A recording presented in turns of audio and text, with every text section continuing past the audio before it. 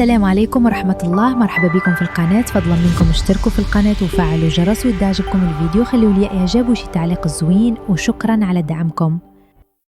السلام عليكم أحبابي، مرحبا بكم من جديد في قناتكم فايتا فلوغ. كنتمنى تكونوا بخير وعلى خير. الفلوغ ديال اليوم هو تتمة مباشرة الفيديو اللي داز، اللي وقفنا فيه شوية ناخدو استراحة قبل ما نكملوا الرحلة ديالنا. واللي ما شافش الفيديو السابق يمكن له يضغط على اللينك اللي كيبان لكم هنا الفوق باش يتبع معنا الرحلة من الأول. دابا وصلنا لواحد الوجهة اللي غادي نستمروا فيها باكتشاف القلاع والحصون اللي كاينين في منطقة إيميليا رومانيا، واللي هي قلعة روسانا، وحدة من المعالم التاريخية الرائعة اللي كاينة في مدينة كانوسا، تابعة لإقليم ريجو إيميليا في جهة إيميليا رومانيا في إيطاليا. البلاصة ما بعيداش بزاف على ريجو إيميليا، تقريبا 30 كيلومتر، حوالي 40 دقيقة بالسيارة، ومن بارما تقريبا 45 كيلومتر، حوالي ساعة بالسيارة. هاد القلعة عندها موقع استراتيجي حيتاش كتشوف على وادي إنزا، وهاد الشيء كان كيعطيها أهمية كبيرة في الدفاع والمراقبة في العصور الوسطى، وكانت في واحد الوقت مركز مهم في الصراعات السياسية والدينية اللي عرفت أوروبا في العصور الوسطى. ولكن ما غاديش نحرق عليكم كل شيء دابا، تابعوا معايا باش نكتشفوها ونغوصوا شوية في التاريخ ديالها.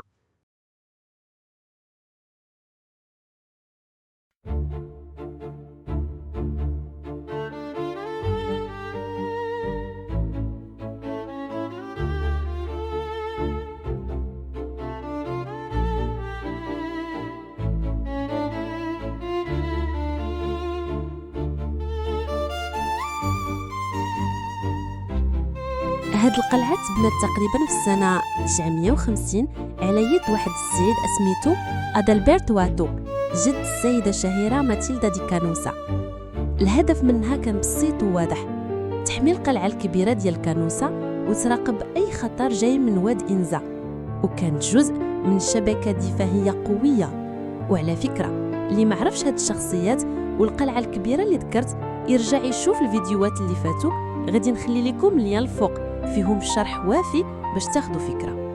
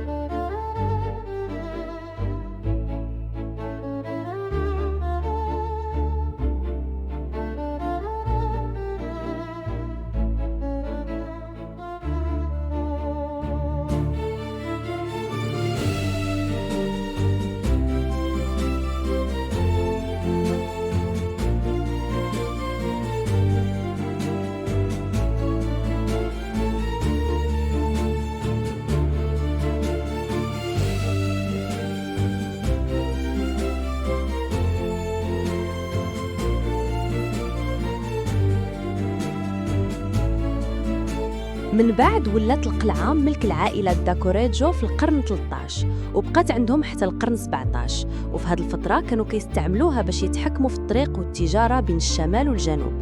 من تم مشات للدقية ديال بارما، ومن بعد دقية مودينا. تخيل قرون من النزاعات والتحالفات وحتى الحصارات اللي وقعت هنا.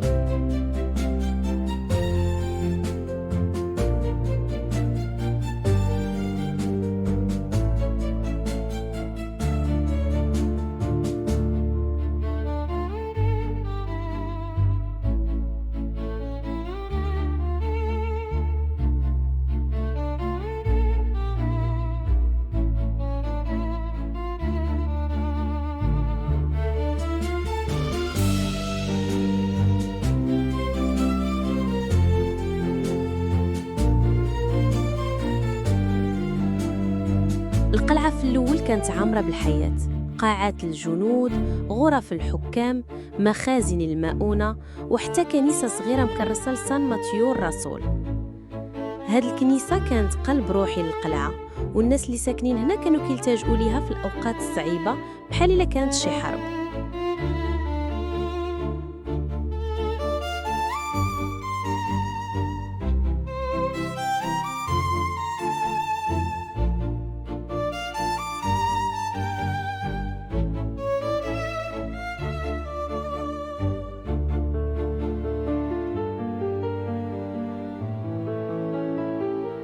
مع مرور الوقت وتغير الأوضاع وانتهاء الحروب، القلعة فقدت أهميتها العسكرية. لذلك في القرن 19 دازت لتقية مدينة، ومن بعد ولات مكان شبه مهجور.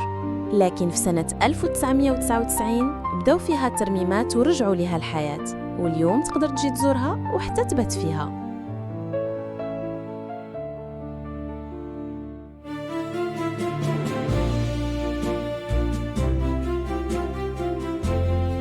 من الفوق كاينه اطلاله بانوراميه تقدر تطلق عينيك على حد الشوف باش يبان لك الفالي ديال انزا والتلال الخضراء والاراضي ديال العنب والزيتون. الا كنتي مغامر ورجليك عامرين تقدر دير جوله على رجليك او بالبيكاره الجبليه في المسارات اللي دايره بالمنطقه.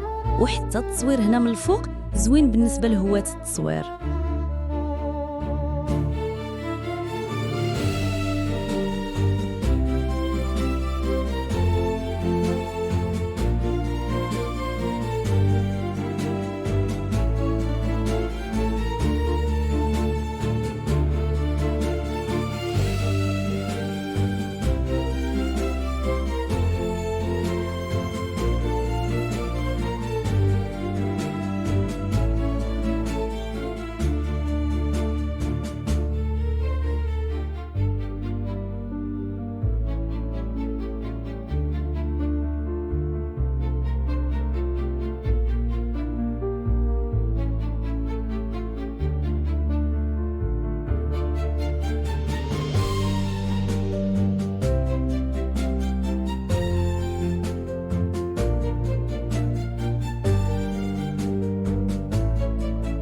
تحت القلعة كاينه قرية روسينا.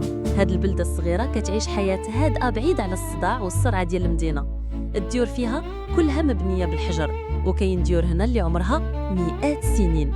كل زنقة وكل زاوية فيها كتعطيك لمحة على الماضي، والجو كيعطيك إحساس أنك راجع مئات السنين للور.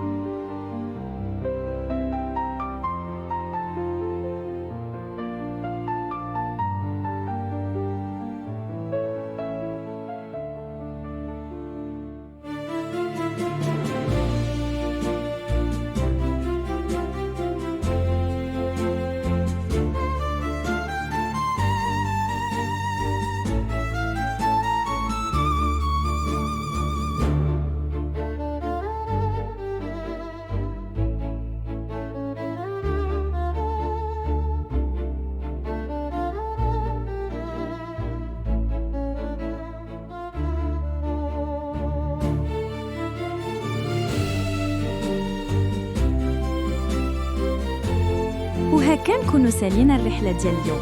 نتمنى تكونوا استمتعتوا معايا واكتشفتوا بلاصه جديده وعجبتكم الاجواء. ما تنساوش ديروا لايك وتخليوا لي رايكم في الكومونتير، وطبعا اللي مازال ما مشتركش يبارطاجي ويضغط على زر الاشتراك باش يوصلكم كل جديد. نشوفكم في الفيديو الجاي، وخليكم ديما معايا. سلام.